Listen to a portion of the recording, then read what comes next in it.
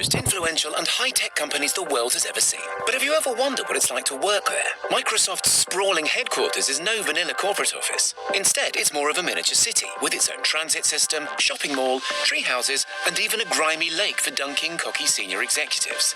And that's before we get into the secret underground tech labs where the very future of our online lives is being developed, or the hallway where high fives are mandatory.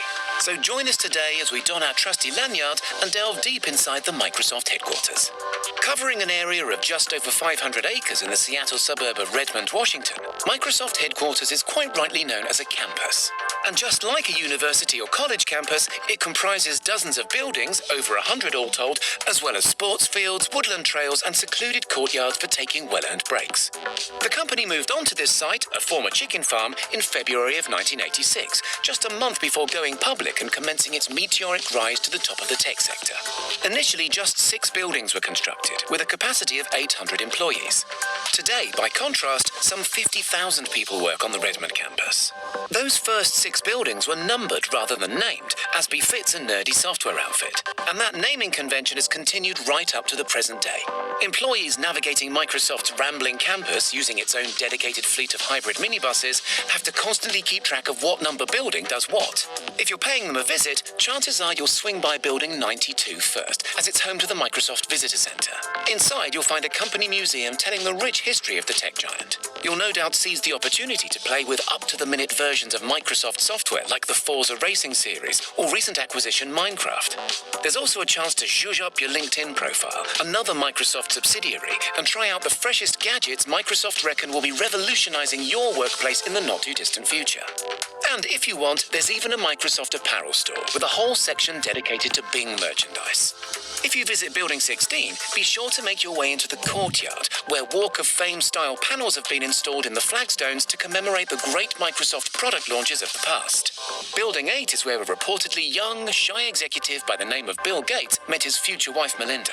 The story goes that both were working overtime as per usual. Nervous Bill summoned all the courage he could muster to go say hi to the pretty girl who was also hacking away late into the night. The rest is quite literally history. A word of caution concerning Building 7. If anyone ever suggests you meet them there, be sure to politely decline, because Building 7 doesn't even exist. Though an integral part of Microsoft's internal folklore and vibrant prank culture, nobody can say for sure why there's no Building 7. Some say city permit restrictions forbade it. Others suggest the ground here is unsound. Still others imply it was just overlooked during the heady days of Microsoft's breakneck late 90s expansion.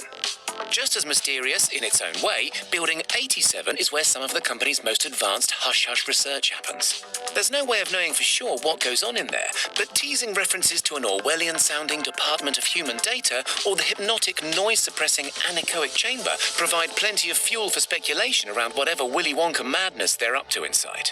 Elsewhere, and a little more visible in terms of what it does, is the Maker Garage. Referencing the company's humble beginnings back in the Gates family's Albuquerque carport, the garage is a workshop set aside for employees to try out ideas they've been tinkering with in private. It's fully equipped with laser cutters, 3D printers, soldering gear, and every kind of tool you can imagine. The garage also hosts regular challenge nights, where staff explore the possibilities of the Internet of Things and even the futuristic science of biohacking. But it isn't all work and no play at Redmond. Far from it. The campus also provides lots of opportunities for stressed engineers to unwind, including not 1 but 2 soccer pitches, a basketball court, softball nets, a green for playing Bulls variant bocce ball, and a handful of beach volleyball nets. There's even running trails, or if that sounds a bit too strenuous, inside several of the labyrinthine office buildings you'll encounter random pool tables and college campus classic ping pong. To help employees put in the long shifts necessary to keep Microsoft on top in a fiercely competitive marketplace, the company has provided the ultimate shared amenity. The Commons, first introduced to the Redmond campus in 2009, is a 2-story, 1.4 million square foot mall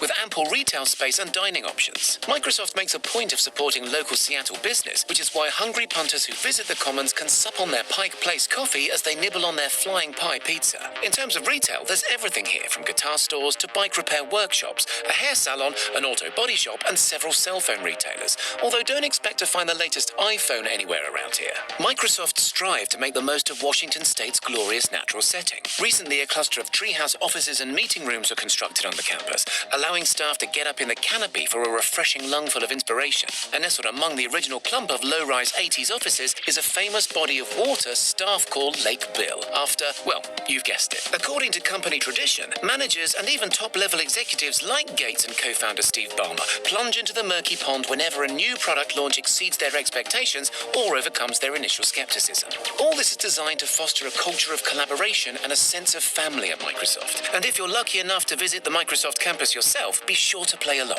especially when you pass someone in the famous high five corridor. What could